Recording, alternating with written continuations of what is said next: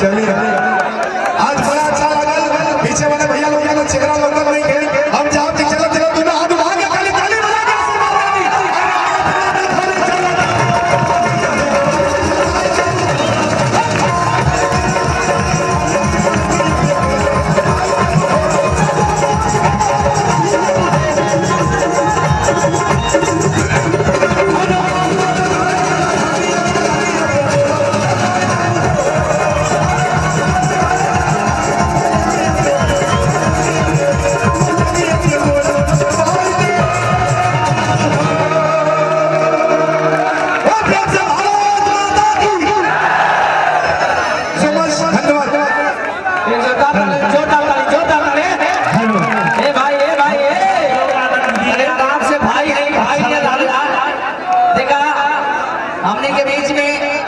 हमने के मीडिया से लेके हमारे प्रशासन महोदय आप सबका बहुत बहुत सहयोग है जो हमारे जिले के बोल भैया।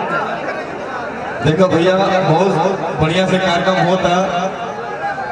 अभी हमने के परमिशन 10:30 बजे तक रहा, लेकिन लोग प्रशासन के लोग कह रहे थे कि बंद कर दिया। सर बोले कि भैया 10 साल बाद तो महोत्सव हो रहा है, तो थोड़ा तो पब्लिक को एंजॉय कर लेने दीजिए। 10 साल बाद महोत्सव करा रहा है, वो चंदा ले लेके करो भैया।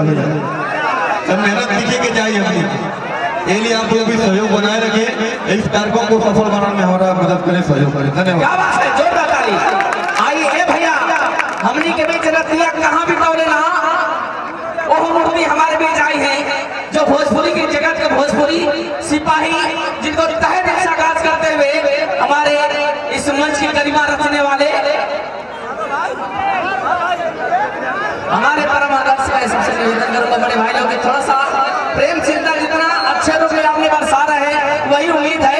आज हमारे बीच रतिया कहाँ बिताओले ना के ये आप आगाज करने के लिए हमारे आदरणीय Samar Singh ji please welcome so two मंच एक जोरदार ताली के साथ जोड़ी वाला तमाम गीतकार हैं हमारे बीच। नंदन चंदन जी ये 2 लाइन की बात आपने हमारे आदरणीय जी की बात रखेंगे, इसके बाद हम आगाज करेंगे आदरणीय परम आदर्श इस भोजपुरी अभिनेता भोजपुरी फिल्म अभिनेता आदरणीय समर सिंह जी को अभी मंच पे आगाज करूंगा। आइए भैया, मैं रिक्वेस्ट करता हूँ पे खड़े हैं कम से कम बैठ जाए अपना जगह ले। इस कार्यक्रम को शांति से चलने दीजिए।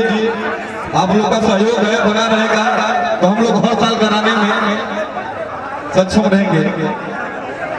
अभी आपके बीच हमारा छोटा भाई समर सिंह गन्ना के रस बहुत गाना हिट भइल रतिया कहाँ बितौल रहा।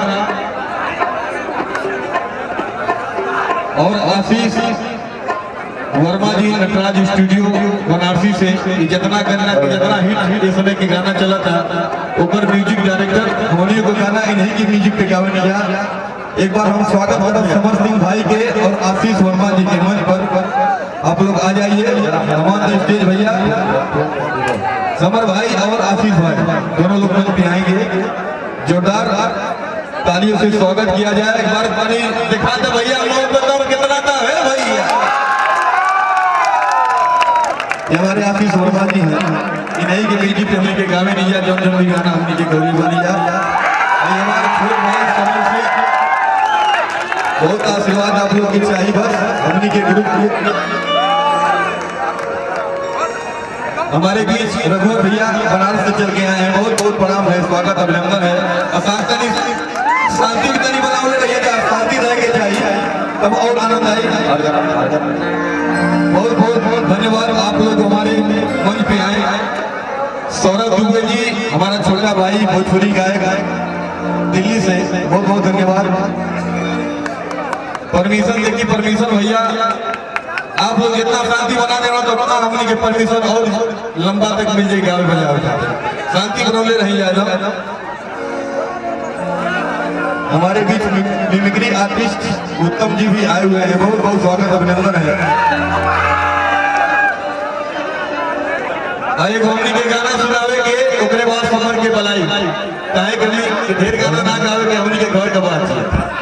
एगो गाना गाए हम परी जी के बुलाए मंच पर, बनारस से चल गए हमारी अभिनेत्री परी जी को बुलाएंगे मंच पे। क्या बात है, सभी मीडिया लोग भैया हमको बहुत सहयोग मिला, आप लोगों का प्रणाम करता नहीं यार। आप लोग के आशीर्वाद से हमनी के बाली या मीडिया के देन हुआ, जितना पेपर में फोटो हमनी के छपेल आप लोग के आशीर्वाद बा, बहुत बहुत धन्यवाद प्रणाम बा। एक गाना गाई परी जी के हम बुलाए मंच पर, दुर्गेश भैया के बहुत बहुत धन्यवाद प्रणाम बा। आप लोग शांति बनाए रखें, हम लोग मंच और अच्छा करके दिखाएंगे। तनी परी जी आ जाए बीच में, क्या बात है, 4:30 लगा दी भैया, ठीक है भैया। अच्छा भैया नहीं है नहीं परी जी का ये बनारस से आए हैं परी जी हैं, बहुत सुंदर अभिनेत्री, हमनी के भी एल्बम में काम पहले भाई हम लोग मिल रहे हैं। एक अच्छे दोस्त हैं नागपुर से, रहने वाली नागपुर से, बनारस में रहती कर होगी बनारस से। ज्यादा टाइम ना लेते हुए गीत उसके बाद हम समर भाई के बोला देखो देख गाना याद आ गया। कोहली कमाई सगरो पट्टा